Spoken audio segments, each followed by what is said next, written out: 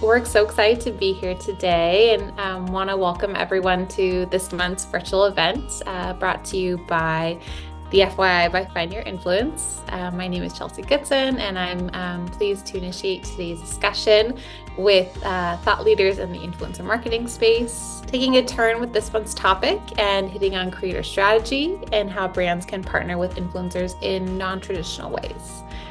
Today we'll be covering topics like identification strategy, measurement, localized efforts. And without further ado, I'm really excited to introduce you to today's panelists.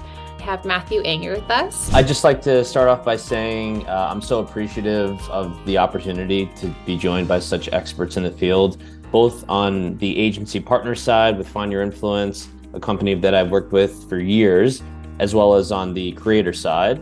Obviously with Sarah as well. I've been leading influencer and social strategies in the food and lifestyle space for brands such as Nike, Planet Oat, Rayo's Homemade, Morton Salt, and currently Hey Hey, just to name a few. Next up, I'd love to send things over to Sarah. We have Sarah Gualtieri here, creative mind behind the blog and brand The Boozy Ginger. Sarah, I'll send it to you if you'd like to share a little bit more about yourself. Hi, thank you for having me. I'm happy to share my experience as a content creator. I hope it helps brands and creators have more successful partnerships.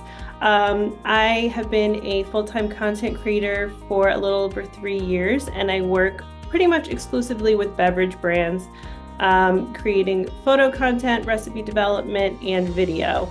And I also do partnerships with my blog and my social pages for The Boozy Ginger, which is a place where home bartenders can find approachable cocktails. So with that, Matt, I think I'll send it to you first. For Hey Hey, what have some of your top goals and objectives been, and how close do those goals play a factor in your strategy? Yeah, it's a great question. As it related to kind of goals and objectives when we launched Hey Hey, I think in thinking through it, we really set out to do 3 things. The first was to be relevant by solving a clear need. For us, that kind of solve was offering the perfect balance between a cocktail and a seltzer, right? So that's kind of the value and where we play in terms of solving something for our consumer. The second was to be relatable. What we wanted to do is just create a fun, approachable brand and really kind of help the movement in terms of bringing gin back. We did a lot of research and felt that, you know, from what we've seen and heard and read, gin had some perception challenges that vodka and tequila in the modern day kind of didn't. So what we did was we set out to bring vibrancy to a category that was typically dry. Literally and figuratively in a sense. So kind of, I always go back to the headline, right? Bringing gin back, making gin approachable again. And then the third kind of thing we wanted to do as we launched Hey Hey was really kind of just be refreshing, right? I think, we launched with our co-founders, and what we wanted to do was offer a fresh perspective by, connecting great cultures such as American and Finnish culture, and bring those fun flavor pairings, those relatable fun flavor pairings, I should say, to life through our cranberry and tangerine, our lemon and raspberry.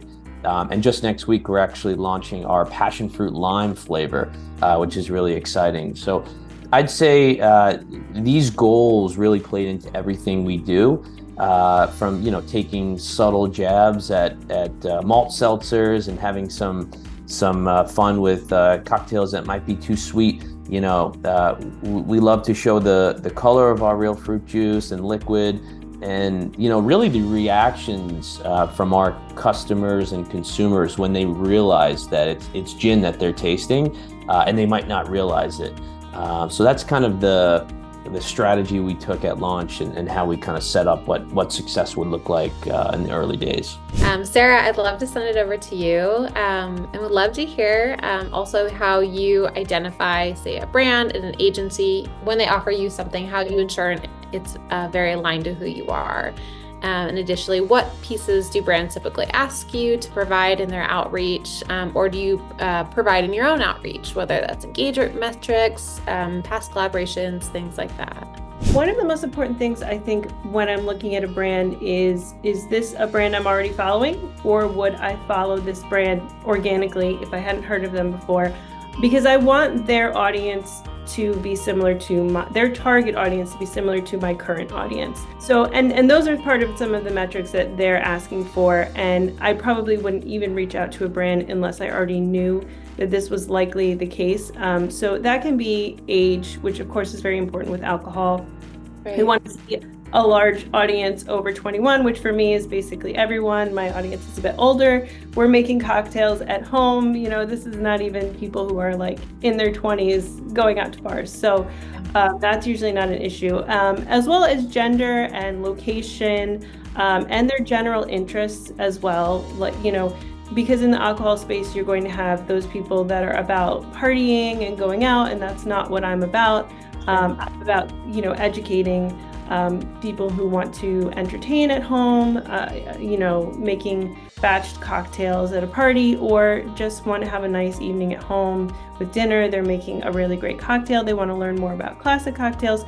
So the general interests have to kind of align there. Is that the kind of brand that I want to partner with? Another example would be I often get a lot of brands reaching out to me that are like hangover cures.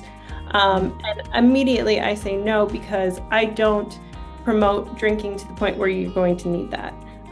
So that doesn't align with what I do. So when I'm talking about the target audience being similar to my audience, it's also their interest and where they are in their life.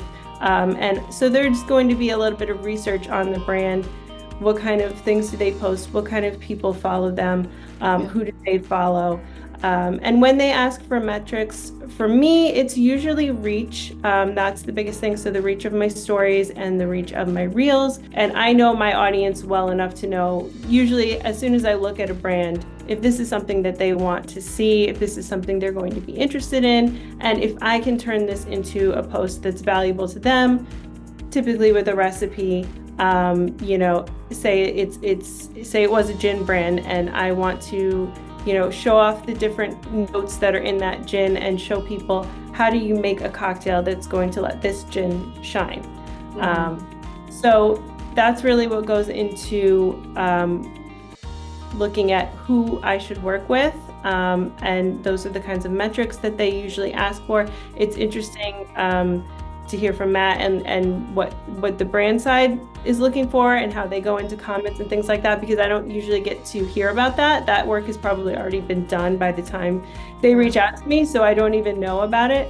So that's very interesting to hear, especially because with you know, partnerships like that, I always want to make sure that I'm interacting with my audience when they have questions about this brand. Does Sarah find that focusing her content niche on alcohol has helped or hindered her in her content creation journey? And this person said, I feel like I always see no alcohol in a lot of brand deals. So I'd love to hear your perspective on that, because I know that can be a hot topic, and I've seen that through a lot of other brand briefs in the past. I know sometimes it can be a hindrance for them, but obviously that's your content. You're really focusing on alcoholic and non-alcoholic beverages, but would love to hear your perspective. Yeah, well, I do work with more than just alcoholic beverages, of course, and I do cocktails sometimes, or coffee, or maybe the focus is on glassware or something that's beverage related. But I know that there's a lot of controversy around whether or not you should focus on a niche as a content creator.